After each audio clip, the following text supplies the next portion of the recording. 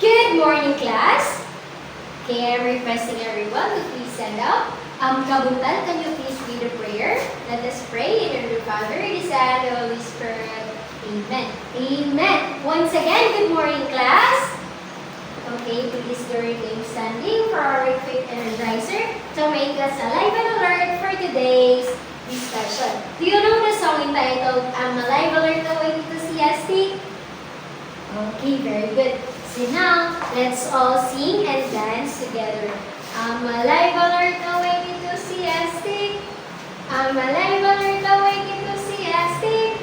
I'm alive, alert, awake, alert, alive. I'm alive, alert, awake, enthusiastic.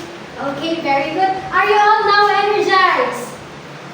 Okay, very good. You may now take your seats. But before that, please pick up some trashes under your chairs and arrange your chairs properly. Okay, are you done? Okay, so before that, let's check your attendance first. Say present if your name is called Acosta, Asiniero, Balde, Zamora. Okay, very good. All of you is present this morning. Let's give 5 claps to ourselves because we are here today to learn a new lesson. 1, 2, 3, 4, 5. Did I give you an assignment last meeting, class?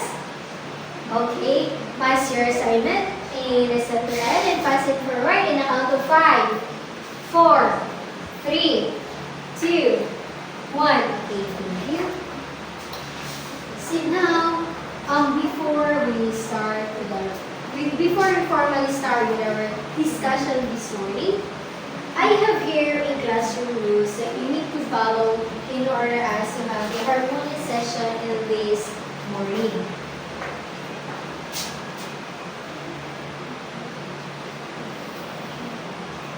Everyone, can you please read? Okay, very good. Thank you for reading. So J stands for join and lesson. You need to listen if your teacher is talking here in front. And also you need to listen if your classmates is answering. A stands for engage and participate. Yes, of course, you need to participate in the discussion. The first S stands for show respect. You need to respect your teachers and also your fellow students. And the second S stands for stay safe and clean. And the last A stands for always do your best. Of course, you need to do your best always. See now, who among you here can still remember what was our topic of being discussed last meeting? Okay, Kajanti? Okay, very good, Kajanti. It is all about local and national governments. See now, before we formally start with our discussion this morning, I have here a video clip.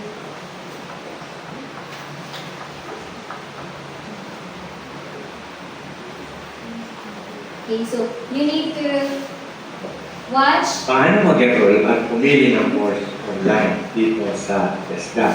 Ituturo ko sa inyo ang actual na step-by-step sa paano tayo mag-apply in actual. Okay? At sasagutin din natin ang mga katanungan na ito, paano tayo mag-register, paano tayo mamimili ng mga course o courses.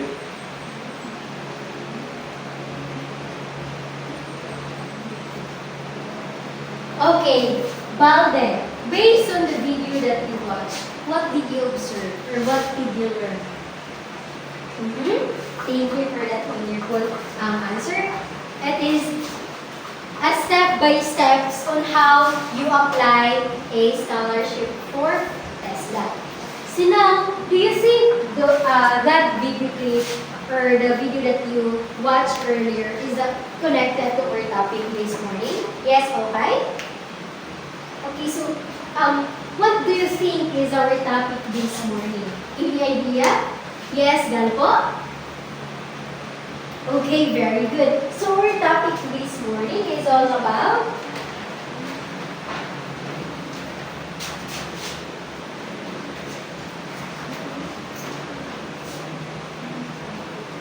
Everybody, can you please read? Republic Act 7796. But before that, I need here and please.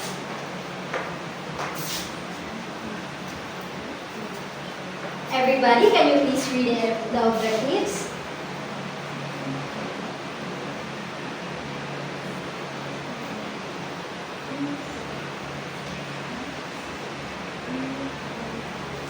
Okay, thank you for reading.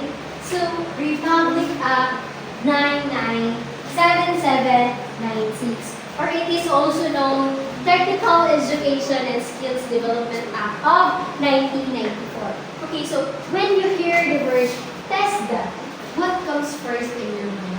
Okay? Okay, thank you. Okay, let's give 3 claps, okay?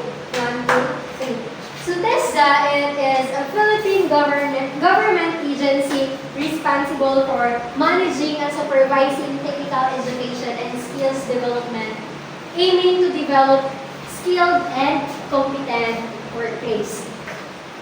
So TESDA was established through the enactment of Republic Act 7796. It is also known as Technical Education and Skills Development Act of 1994, so which was signed into law by former President Fidel V. Ramos on August 25, 1994.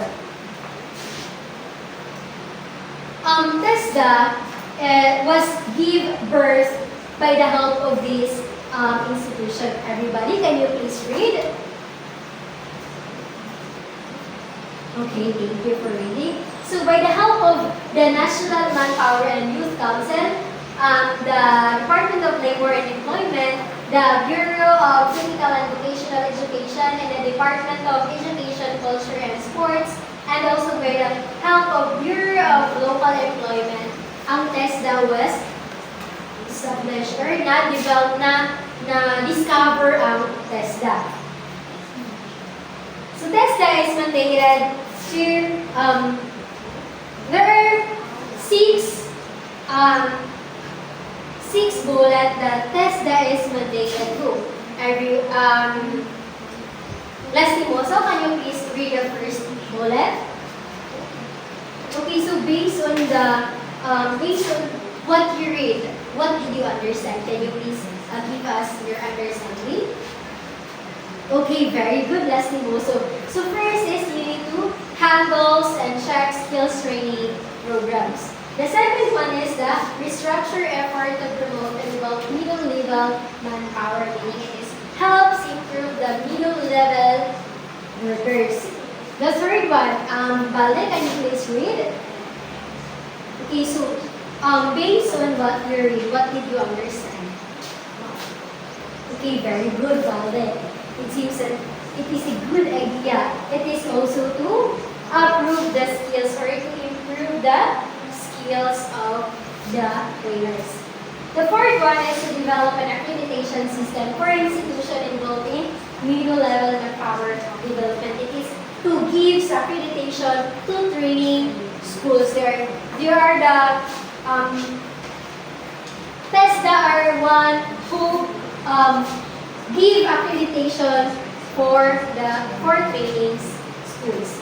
And the fifth one is the fund programs and project for technical education and skills development. So they are the one, or the TESDA are the one who support projects for technical education skills. Or they are the one who help or to support projects for the technical education. And the last one is the assist trainers training programs, or to help TESDA are the one to help train the trainers. So TESDA have also the TESDA mandate, the vision of TESDA, the mission of TESDA, the quality policy of TESDA, and the goals of the TESDA. So first, let us talk about the TESDA mandate. Everybody, can you please read? Okay, so based on what you read, Velasco, can you please give as your understanding on what you read. Okay, so TESDA are mandated to provide the access, the relevance, or the high quality of for those na nag-train. So they're the one na muhatag o mga support sa mga students or sa katong mga tao nga ni-apply or ni-apply or ni-iskila. So, the TESDA vision, we have to be the transformational leader in technical education and skills development of the Filipino workplace. So, the vision of TESDA is they are the leader or they are the one who lead in the technical education for the development of the Filipino or the development of the trainers or sa development sa mga ina-apply. And also we have the mission of TESDA. So TESDA sets direction. So they are the one who set direction for those na nag-training. So they are the one na naghahatag of way. Sila ang mga naghahatag of trabaho, sila ang mga hatag of trabaho. So that sila ang mga pagtrabaho mo na sila po ang na-train. So they are the one na responsible to train that specific person para na maka-avail sa ilang programs. And TESDA have also value statement. Everybody, can you please read? Okay, thank you. So, the TESDA value statement is their belief that they can demonstrate competence and institutional integrity to the nationalism. And the last one is we have the TESDA quality policy. Everybody, can you please read? Okay, Villarosa, based on what you read, based on the statement in Mudibasa, what did you understand? Okay, so the quality policy of TESDA is to satisfy the customer na ilang deserve. So, ganahan sila mga ganahan TESDA nga dapat ang kanang mga trainer nga ni-apply or kanang mga ni-apply sa ilang programs dapat na masatisfy, dapat na sila yung hatag, dapat positive comment ang mahatag sa mga nang-apply sa ilang. So, there are 10 point reform and development na agenda that TESDA provides to the trainers. So first is the barangay-based scholarship program. So barangay-based scholarship program is for example is kanang sa muadto ang mga TESDA personnel sa mga barangay para mag-recruit sila o mga eskwela na eskwela o TESDA. They are connected to barangay. Mag-collaborate na sila sa barangay para makahatag sila o barangay-based scholarship program. Muhatag ko na sila financial assistance to those na eskwela. And the second one is online scholarship application. Yes, nowadays na uso na ang mga online programs, mga online applications. Ang TESDA po, lahat po na sila online scholarship application. So, if ganahan ka nga mo training or eskwela sa ilaha, pwede ka nga ma-apply sa ilang scholarship through online application. Nani mga link na isend sa imo then mo fill up ra ka dito. Then the third one is the technical audit of TEP technical programs. Or the skills training for drug dependents, inmates, and their families, entrepreneurs, and family enterprises. So, after mahuman ka itong imuhang online application, then, if madawat ka, pwede na kami eskwela by the help of the assistance of TESDA. And the fifth one is the inclusive training programs for women. So, nowadays na ang mga women is na-value, naabot sila yung inclusive training nga gihimo para sa mga kababaihan. And the continuing program for TESDA alumni. So this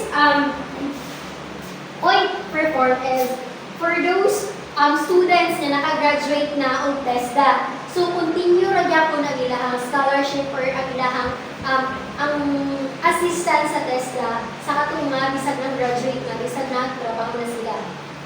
And the global access to online database of TVET graduates and certified workers. And we have also the linkages of agro-industry, state universities and colleges, foreign skill training institutions. So, TESDA, nag-provide po din sila sa mga students na ganan mo eskwela o kanang colleges, ganan mo eskwela sa mga state universities and colleges, mag-support gihapon na sila for financial assistance. And also foreign skill training institution. For example, ana is, if nag-eskwela ka o HM or tourism. So, tabangan ka na nila sa foreign skills training. They're the one able to help you to train your skills. And there are also moral removal. So those are the 10-point reform and development agenda. Again, what are the 10 reform and development agenda? Yes, Kasires? Okay, very good. So now, let's proceed to the scholarship of TESDA. Yes. So now, TESDA, there are lots of scholarships that we offered sa TESDA. First is we have the TWSP, or the Training for Work Scholarship. So it is provide free training and assessment in priority industries to enhance employment opportunity.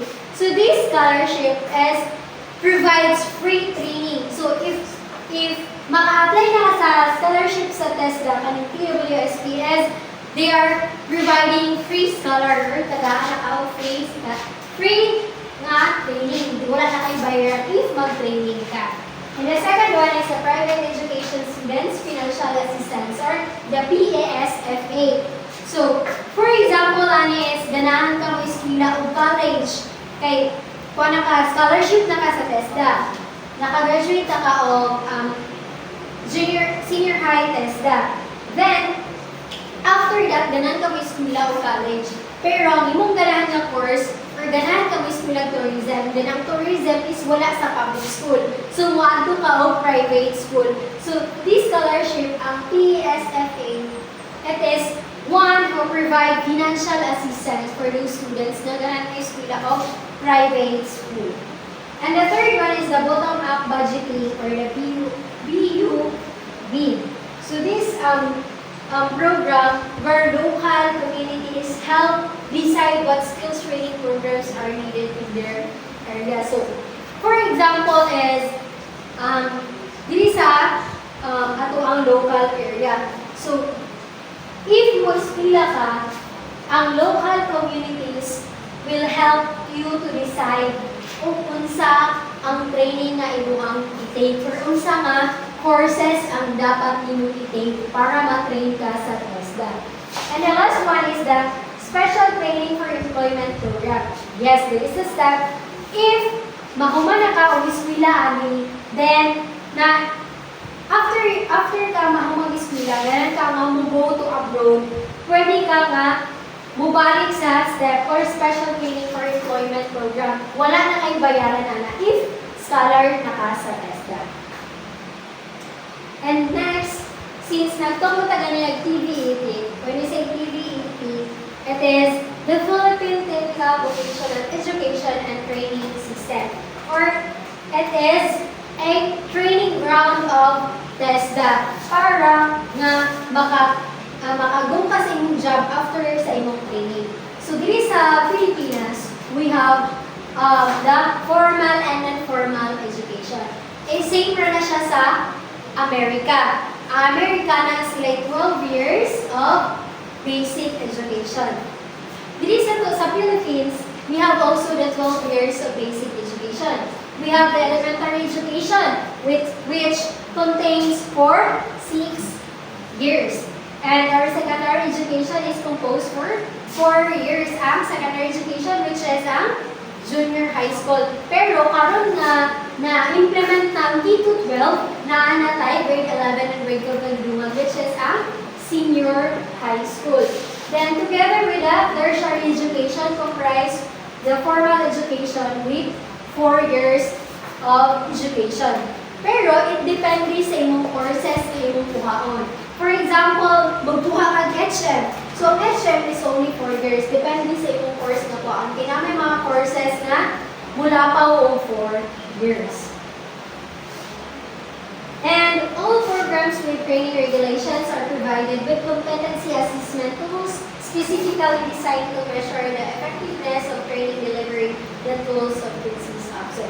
After sa imong training, if mauba na kag-training, then you can proceed to the self-assessment guide. And also, the assessment agreement, the written examinations, assessor's guide, and marking sheets. So, inupahuman yung ispila din, mahuman na kag-training, then, go abroad na ka, you need to, muagi pa ka o mga self-assessment. Muagi pa po ka o written examinations. If makapasar ka written examinations, then, diha na ka nga time na go abroad na ka. Pwede na ka mo panayon pa abroad. And also, we have the objectives of the PTQCS. So, the PTQCS is implemented with the following objectives.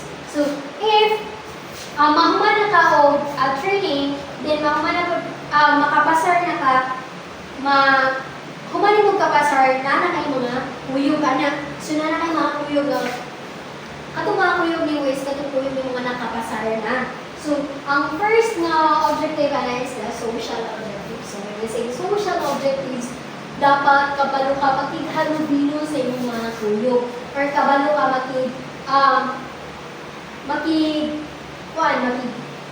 halubilo ka ng on how makig-socialize sa inyong mga kuyog.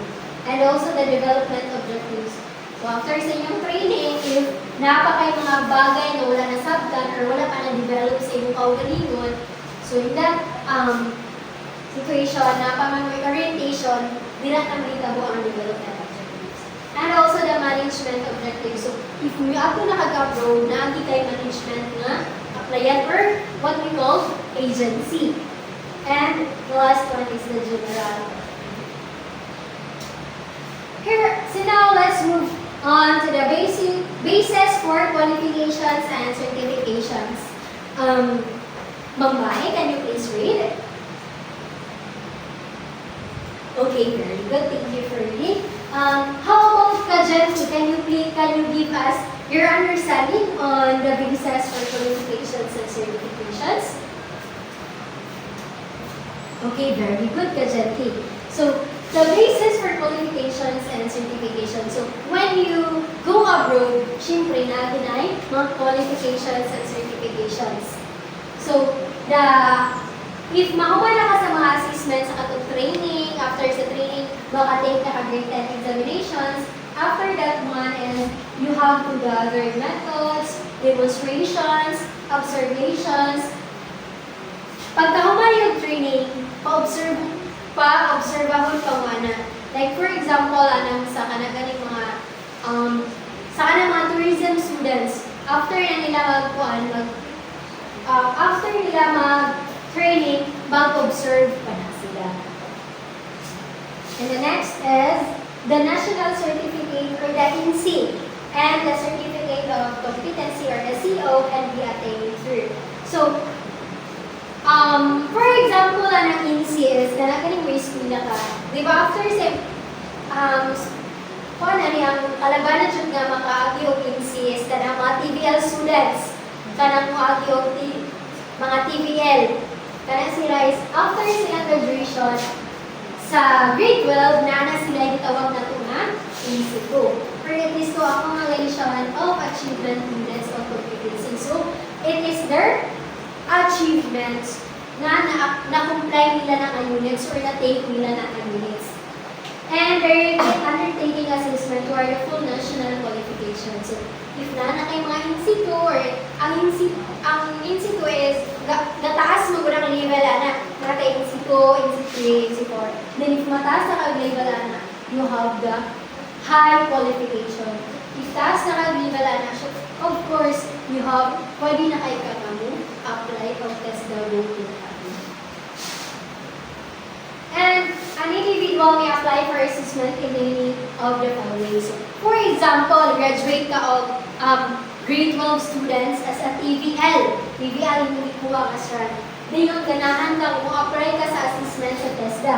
So, pwede kayo ka, first, pwede kayo ka private TESDA Credit System Center is the list of regulations, assessment centers is uploaded. So, pwede kayo ka take og exam sa TESDA para ma-apply ka og assessment. So, as akong list ganina is online application form. So, if ganan ka mo apply, na sila yung online form, na mo fill upan, then after sa mo fill upan, tagan ka nila link para examinations, then after sa mo examination, if makapasar ka, i-upload na nila sa ilang website ang mga names for those people nga nakapasar sa assessment. Then after the ANAS, that is the regional and provincial offices. So if makapasar ka, then pwede na ka maato sa regional and provincial offices sa TESDA. Then diha na mahitabo ang interview. Interview na ka diha sa mga offices. Then, the TESDA PDET Institutions Assessment Center. So diha na ka interview. Then after it, makapasar ka sa imong interview, you go with the training. Mag-training na ka. So, those are the scholarship of TESDA, the importance of TESDA in students who wants to go college. Again, what is TESDA? Yes, Mambahe. Okay, very good. It is a Philippine institution that helps students through financial assistance for their continuation in schooling. Then we have also the scholarship that TESDA offered. Again, what are the 4 scholarships that TESDA offered? Yes, Bande. Okay, very good. So those are the 4 scholarships that TESDA offered. Any questions? Clarifications? Okay.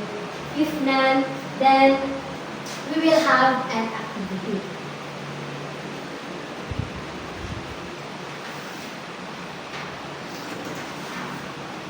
Okay, so I will group you into 3 groups. What you have to do is to create a poster showing the importance of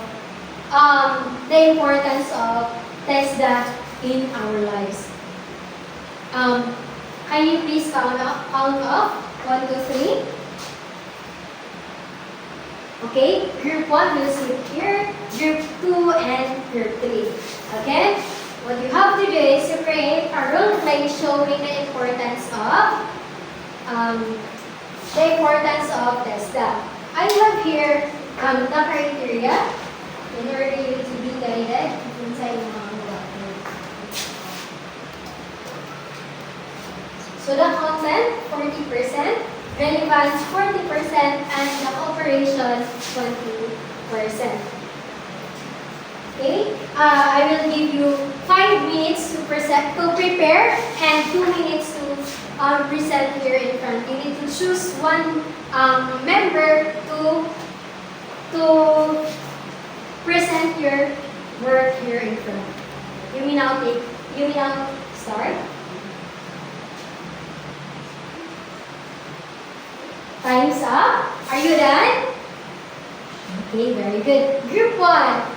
Choose one representative to present your work here in front. Okay, very good. Group 1. Group 2. Okay, very good. Group 3. Okay, very good. So now, I can see that you are all doing your best. Let's give a following clap for ourselves. Do you know how to clap following clap? Okay, 1, 2, 3. 1, 2, 3. Wow, wow, wait. Okay, let's clap together. And 1, 2, 3. 1, 2, 3. Wow, wow, wait. Okay, very good. Do you want to know your scores? Okay, group 1 got 95%. Okay, murag, they are very good. They have their cooperations with their groups. Group 2 got 92%. And the group 3 got 96%. So now, do you have any questions and clarifications? So after doing your activity, what did you learn? Or after doing your poster making, what did you learn? Okay, Kajente? Okay, very good. It is showing the importance of TESDA. How about Ukay? Can you please give me the 10 reform programs that TESDA offered? Very good. How about Lastimoso? Can you please give me the 4 scholarship that TESDA offered? Very good, students.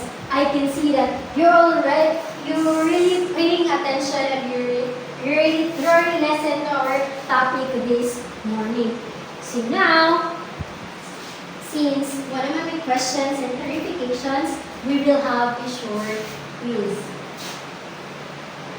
Are you ready? Okay, so I have here a test questionnaire. And what you have to do is to get your activity notebook and answer these 10 items, true or false. So everybody, can you please read the directions? You need to identify the different TESDA programs and courses that help people to find jobs. Write F if the statement is false, and write T if the statement is true. So I will give you 5 minutes to answer. Passing forward, I backward.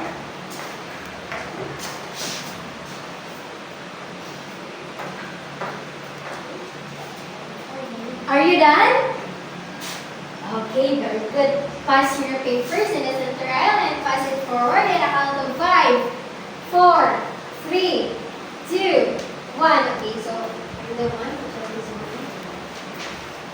and for your assignment, can you please get your assignment notebook and copy this one?